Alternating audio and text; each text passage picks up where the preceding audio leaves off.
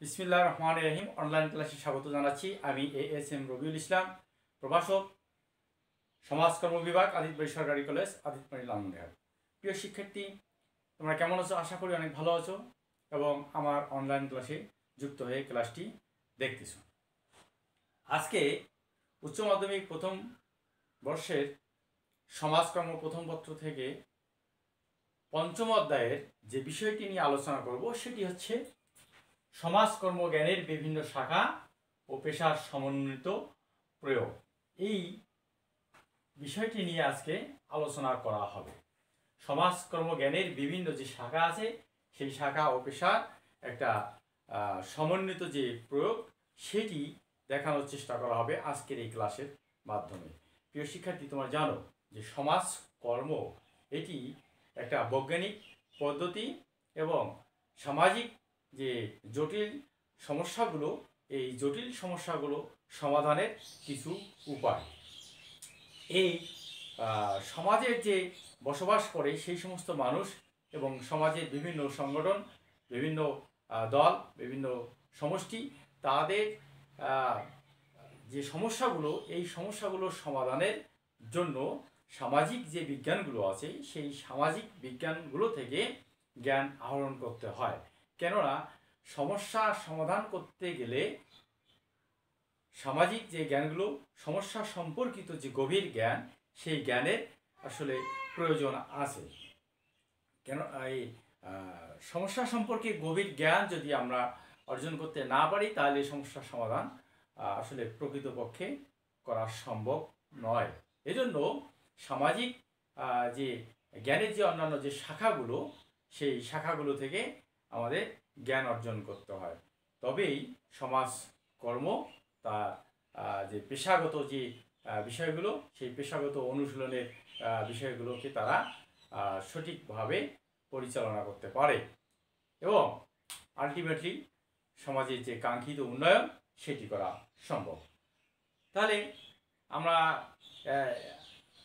যে বিষয়টি আলোচনা করব সেটি কি, যে সমন্বিত যে জ্ঞানের যে প্রয়োগগুলো আসলে সেটি কিভাবে সমাজকর্ম সঙ্গে সংশ্লিষ্ট সেটি। তোমরা দেখো এখানে একটি বৃত্তর মধ্যে সমাজকর্ম কথাটা লেখা আছে।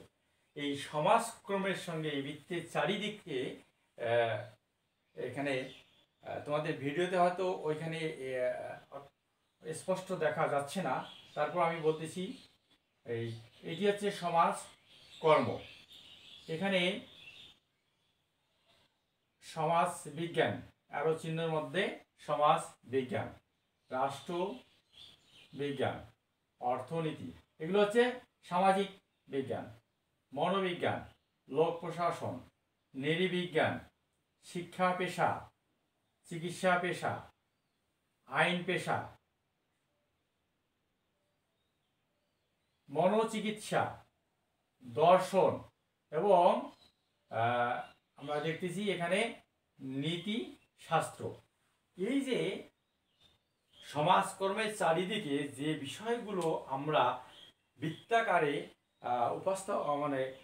দেখানোর চেষ্টা করছি, এগুলো হচ্ছে আসলে এই বিষয়গুলো থেকে সমাজকর্ম জ্ঞান আহরণ করে নিজস্ব একটি পদ্ধতি তারা করছে, সেটি হচ্ছে সোশ্যাল ওয়ার্ক মেথড, অর্থাৎ সমাজকর্ম পদ্ধতি। তাহলে আমরা আলোচনা করি। মনে করো একটি ব্যক্তি, সে একটি সমস্যার মধ্যে পড়েছে, সে সমাজেরই একজন ব্যক্তি। এই সমাজ সম্পর্কে যদি আমরা প্রথমত না জানি তাহলে সামাজিক যে মানুষগুলো তাদের সমস্যার সমাধান করা সম্ভব হবে না। এটা সামাজিক প্রতিষ্ঠান, সামাজিক রীতিনীতি, কৃষ্টি, কালচার, বিশ্বাস, এগুলোর সঙ্গে কিন্তু সমস্যা সম্পর্কিত। অর্থাৎ একটা সমস্যা কিন্তু আবার এমনি হয় না, এই সমস্যার পিছনে কিছু কারণ থাকে। এগুলো জানার জন্য একটা সমাজকে জানতে হবে। যে সমাজের লোকের সমস্যার সমাধান করা হবে সেই সমাজ সম্পর্কে পূর্ণাঙ্গ ধারণা থাকতে হবে, তবেই সমস্যার সমাধান করা সম্ভব। তাহলে একটি সমাজ সম্পর্কে পূর্ণাঙ্গ ধারণা পেতে হলে কি করতে হবে? এই সমাজ বিজ্ঞান সম্পর্কে সম্যক ধারণা থাকতে হবে। অপরদিকে আমরা যদি পৌরনীতি বা সুশাসনের কথা বলি, পৌরনীতি বা সুশাসন কি নিয়ে আলোচনা করে? তারা আলোচনা করে নাগরিক এবং নাগরিক সম্পর্কিত যে বিষয়াবলী সেগুলো নিয়ে আলোচনা করে।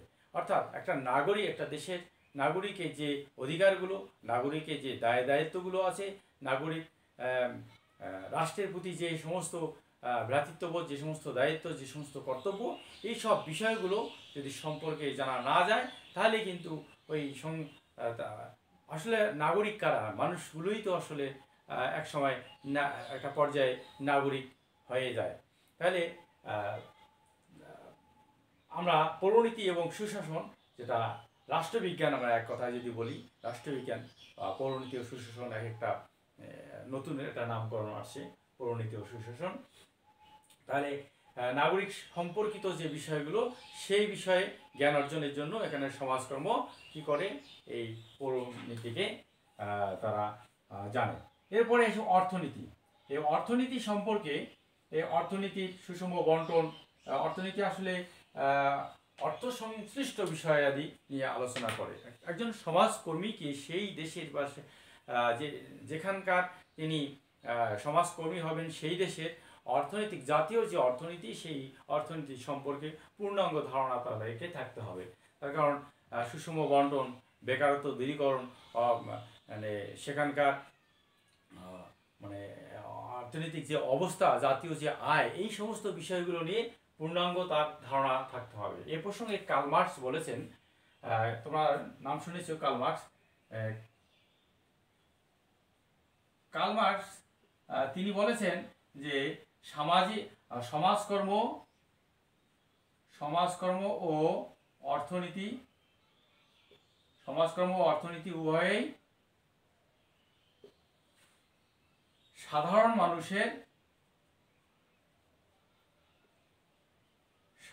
মানুষের কি করে? জীবন মান উন্নয়নে কাজ করে।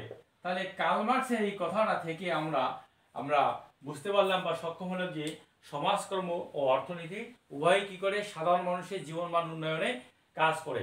তাহলে এখানে অবশ্যই আমাদের এখানে বলতে হয় যে অর্থনীতির জ্ঞান অবশ্যই প্রয়োজন একজন সমাজকর্মীকে। একইভাবে যদি আমরা মনোবিজ্ঞানের কথা বলি, মনোবিজ্ঞান সম্পর্কে স্কিডমোর এবং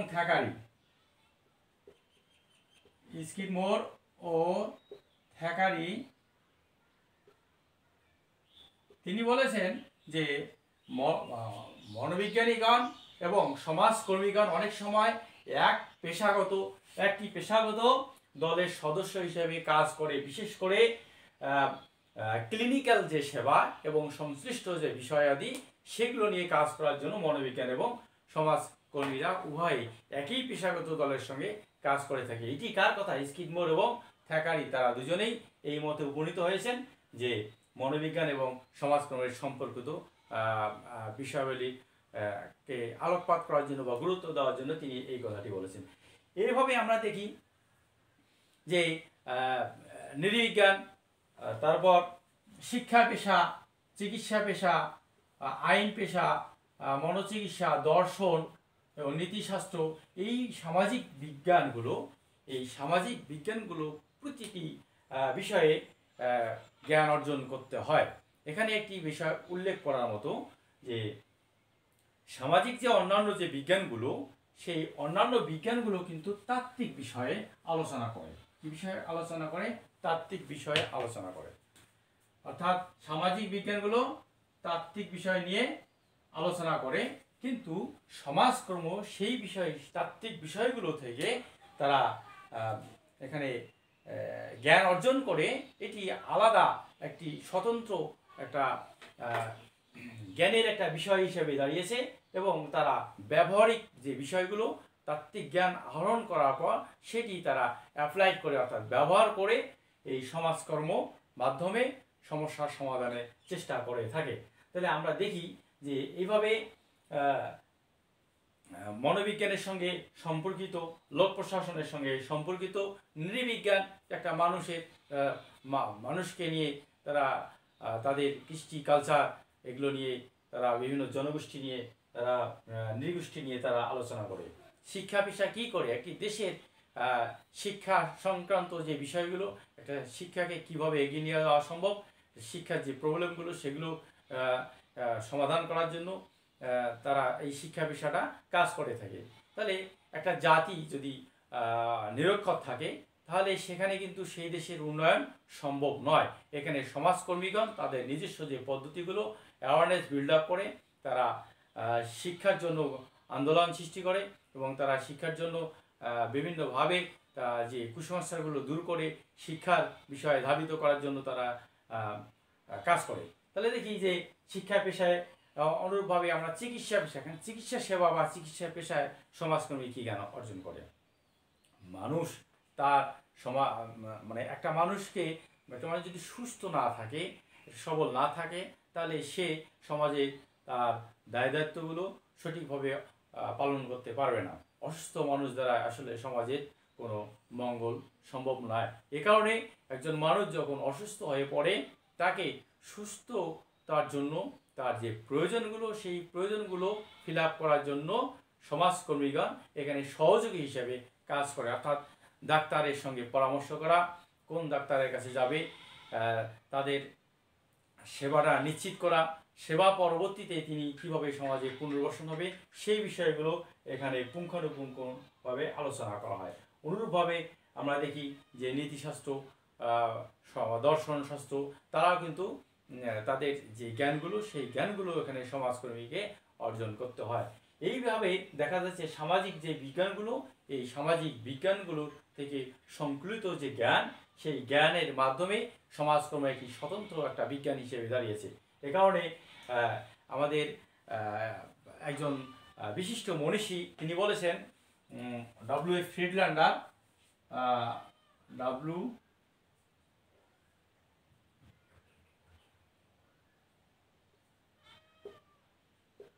ফ্রিডল্যান্ডার, তিনি একটি কথা বলেছেন, আমি এখানে উল্লেখ করতেছি। সমাজকর্মের জ্ঞান ও অন্তর্দৃষ্টি রাষ্ট্রবিজ্ঞান, মনোবিজ্ঞান, সমাজবিজ্ঞান, অর্থনীতি, চিকিৎসাশাস্ত্র, নৃবিজ্ঞান, জীববিজ্ঞান, ইতিহাস ও দর্শন শাস্ত্র থেকে আহরণ করে সমন্বয় সাধনের মাধ্যমে নিজস্ব বিজ্ঞান গড়ে তুলেছে। আমরা যে এতক্ষণ যে বিষয়গুলো নিয়ে আলোচনা করলাম, তাহলে দেখি এই আলোচনার পরিপ্রেক্ষিতে এই কথাটি কতটুকু প্রযোজ্য। আমি আবারও তোমাদের জানার উদ্দেশ্যে বলতেছি, W.F. ফ্রিডল্যান্ডার তিনি বলেছেন যে সমাজকর্মের জ্ঞান ও অন্তর্দৃষ্টি রাষ্ট্রবিজ্ঞান, মনোবিজ্ঞান, সমাজবিজ্ঞান, অর্থনীতি, চিকিৎসাশাস্ত্র, নৃবিজ্ঞান, জীববিদ্যা, ইতিহাস ও দর্শনশাস্ত্র থেকে আহরণ করে সমন্বয় সাধনের মাধ্যমে নিজস্ব বিজ্ঞান গড়ে তুলেছে। আসলে এটি এই সংজ্ঞায় মধ্যে পুরোপুরি যে এই চিত্রের সঙ্গে যে মিল আছে আমরা এখানে দেখতে পাচ্ছি। শুধুমাত্র যে এটা সংকলিত জ্ঞানেই তা নয়, এটা একটি ব্যবহারিক অনুশীলনের বিজ্ঞান হচ্ছে সমাজকর্ম। তাহলে আমাদের এই আলোচনা থেকে আমরা দেখতে পেলাম যে সমাজকর্ম যে জ্ঞানের বিভিন্ন শাখা ও পেশা, তাদের সমন্বয়ে একটি সমাজকর্ম বিজ্ঞান আলাদা একটা পদ্ধতি হিসেবে আমরা দেখতে পাই। এটিকে কেউ কেউ ব্যবহারিক বিজ্ঞানও বলে থাকেন, কেউ কেউ আধুনিক সমাজকর্ম পদ্ধতি অর্থাৎ সোশ্যাল ওয়ার্ক মেথড।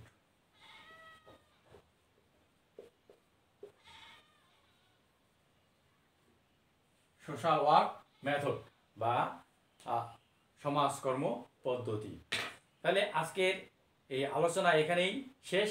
শিক্ষার্থী, যাওয়ার আগে আমি একটু বলে নিচ্ছি যে সামাজিক বিজ্ঞানের সকল সামাজিক বিজ্ঞানের সমন্বয়ে একটি সকল সামাজিক বিজ্ঞান যে বিষয়গুলো এখানে চিত্রের মাধ্যমে দেখানো হয়েছে, আমি আরেকবার বলতেছি, রাষ্ট্রবিজ্ঞান, অর্থনীতি, মনোবিজ্ঞান, চিকিৎসা বিজ্ঞান, লোক প্রশাসন, চিকিৎসা পেশা, আইন পেশা, মনোচিকিৎসা, দর্শন, নীতিশাস্ত্র, তাদের এই বিষয়গুলো থেকে জ্ঞান আহরণ করে একটি নিজস্ব পদ্ধতি, সেটি হচ্ছে সোশ্যাল ওয়ার্ক মেথড বা সমাজকর্ম পদ্ধতি। এই সমাজকর্ম পদ্ধতি বা